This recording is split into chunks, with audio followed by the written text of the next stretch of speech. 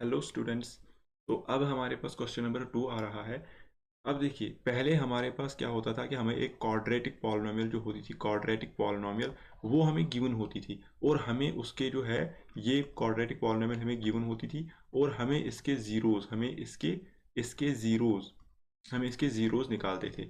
अब लेकिन क्या है, आपको ज़ीरोज़ दिया हुआ है। अब आपको क्वाड्रेटिक पॉलिनोमियल निकालनी है। अब ये वाली चीज़ गिवन है, अब आपको क्या निकालनी है, क्वाड्रेटिक पॉलिनोमियल। देखिए कैसे निकालते हैं। देखिए, ये जो पहला है ये आपको दिया हुआ है, ये आपको दिया हुआ है सम ऑफ ज़ीरोज़। क्या है, ये सम ऑफ ज़ीरोज़ है। और दूसरी जो आपको दूसरा वैल्यू जो है ये प्रोडक्ट ऑफ ज़ीरोज़ आपको दिया हुआ है। अब देखिए, हमें पता है सम ऑफ ज़ीरोज़ किसके बराबर होता है, sum of zeros sum of zeros होता है बराबर माइनस बी बाई ए। क्या होता है, माइनस बी बाई ए। अब लेकिन माइनस बी बाई ए का वैल्यू कितना दिया हमें ऊपर दिया हुआ है, वो आता है 1/4 के बराबर। तो यहाँ पे हम बता सकते हैं which implies b by a किसके बराबर आ जाएगा, b by a is equal to -1/4। किसके बराबर, -1/4। ठीक है। इसी तरह हमें दिया गया है product of zeros, PRODUCT, product of zeros हमें दिया गया है। प्रोडक्ट ऑफ जीरोस कितना दिया हुआ है, -1 के बराबर। लेकिन प्रोडक्ट ऑफ जीरो किसके बराबर होता है, सी बाई ए। ठीक है। तो हमें क्या मिला, सी बाई ए का वैल्यू है -1। हम लिख सकते हैं, देखिए सी बाई ए का वैल्यू दिया हुआ है आपको -1।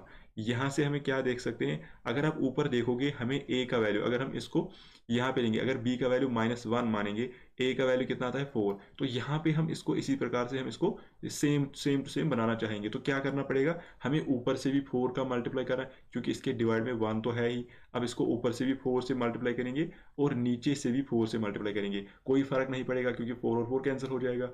तो हम क्या बोलेंगे, that implies c by a is equal to -4/4। लिख सकते हैं कि नहीं।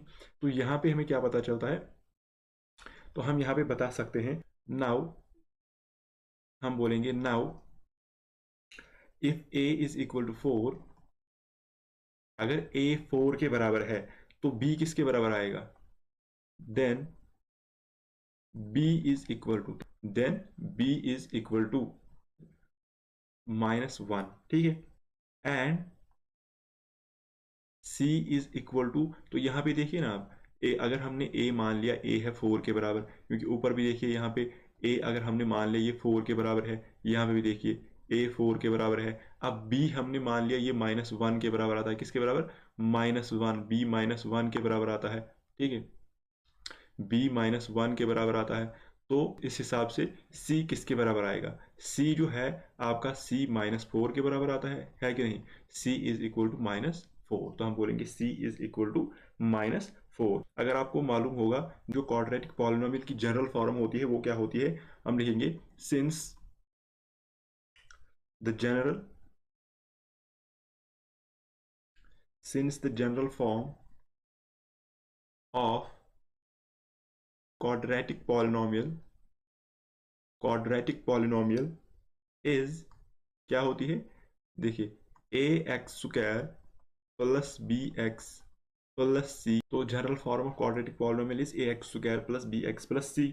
तो यहाँ पे अगर आप देखिए हमें a का वैल्यू कितना यहाँ पे सबस्टिट्यूट कर, अब बस वैल्यू सबस्टिट्यूट करने हैं। देखिए a का वैल्यू हमें कितना निकला 4, इसी तरह b का वैल्यू कितना हो गया -1 और c का वैल्यू कितना हो गया -4। ये वैल्यू हमें सबस्टिट्यूट करने पड़ेंगे इस क्वाड्रेटिक पॉलिनोमियल में। अब देखिए a का वैल्यू सबस्टिट्यूट करेंगे तो ये बन जाएगा 4x² प्लस b का वैल्यू सबस्टिट्यूट करेंगे तो ये बन जाएगा -1x।